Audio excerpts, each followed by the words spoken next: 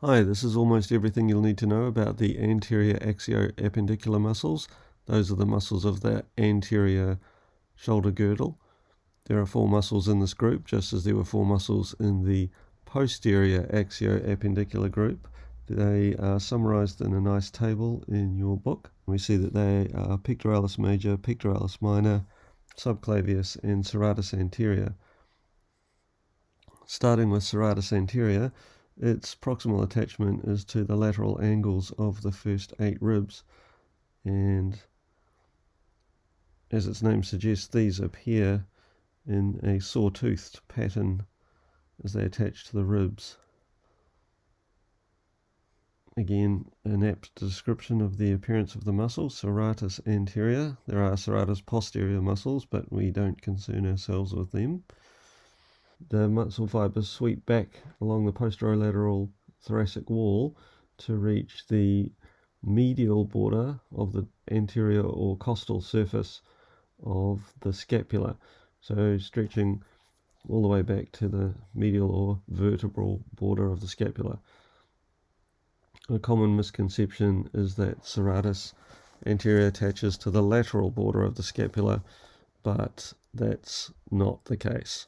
Because it's very hard to show the full extent of serratus anterior in this two-dimensional still picture, I've acquired a moving picture from Wikipedia. The attribution for this is in the description of the video and also on the subtitle.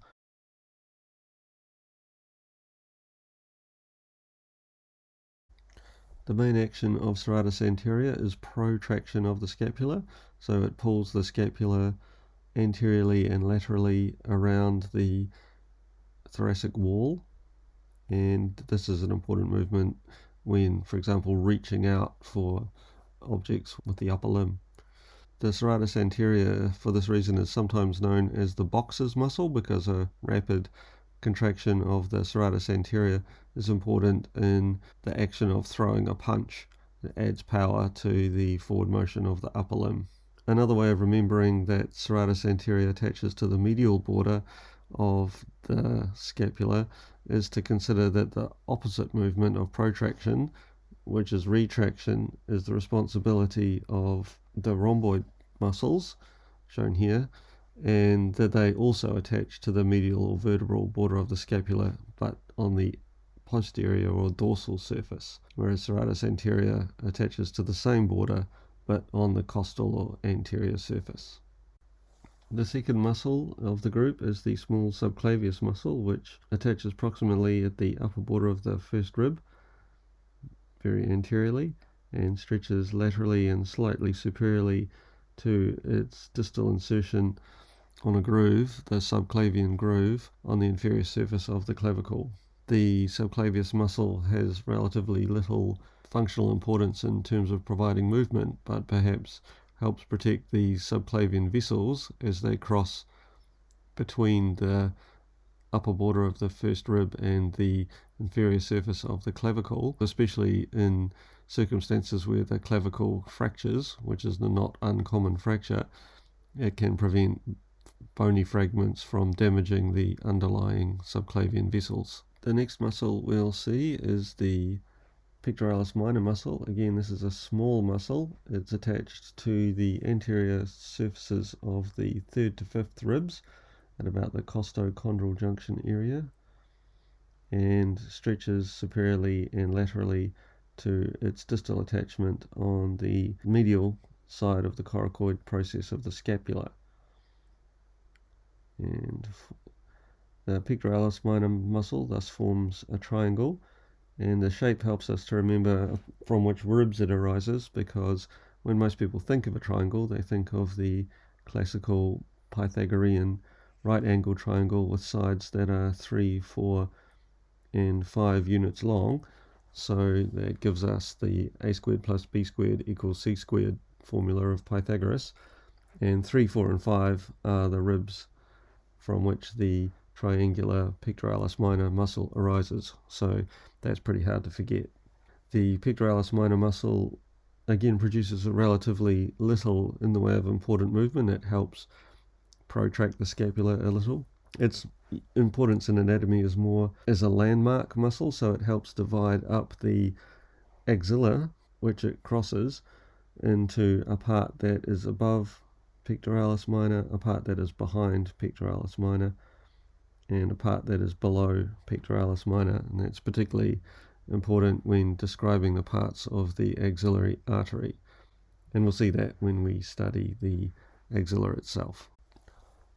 Finally, we have the large and powerful pectoralis major muscle. This muscle has two heads, the clavicular head from the anterior surface of the medial 2/3 of the clavicle, and the sternocostal head from the anterior part of the manubrium and body of the sternum, then extending onto the costal margin along the line of the 7th rib.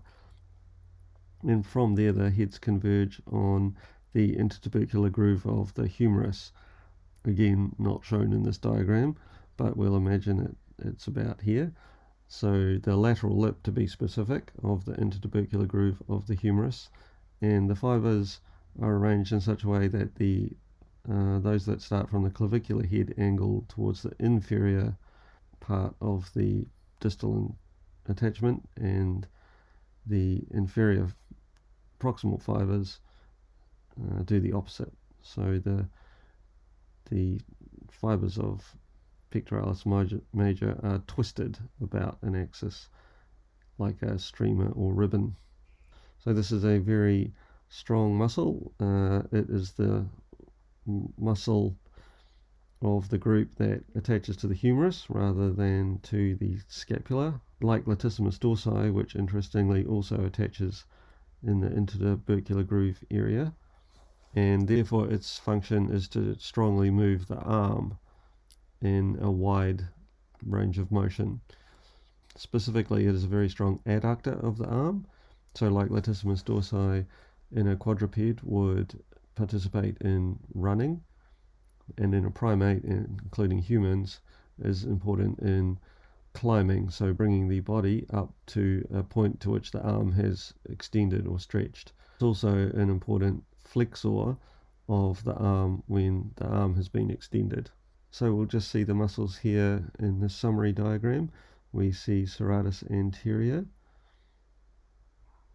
partially hidden by pectoralis minor, but highly recognizable.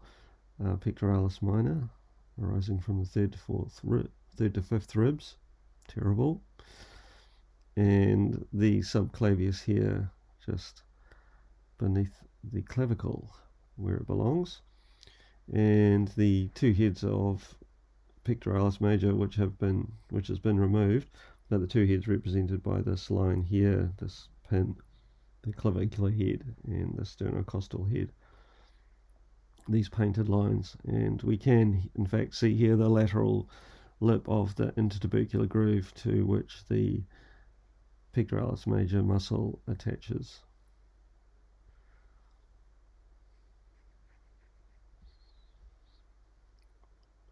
Finally, an image here displaying some surface anatomy. This, of course, the late great Muhammad Ali. Ali here tensing up his right arm and displaying beautifully the two heads of the pectoralis major muscle, the clavicular head here, the sternocostal head here. We can see the deltopectoral groove, which is a space between the deltoid muscle and the clavicular head of pectoralis major. And we can also see the fibers of serratus anterior hypertrophied and being brought into action here as the arm is tensed forward in this iconic image. That's just about all you need to know about the anterior axio-appendicular muscles. We'll look next time at the third and final group of the shoulder girdle muscles, which are the scapulohumeral muscles. Until then, consult your textbooks for further details, but apart from that, enjoy the rest of your day.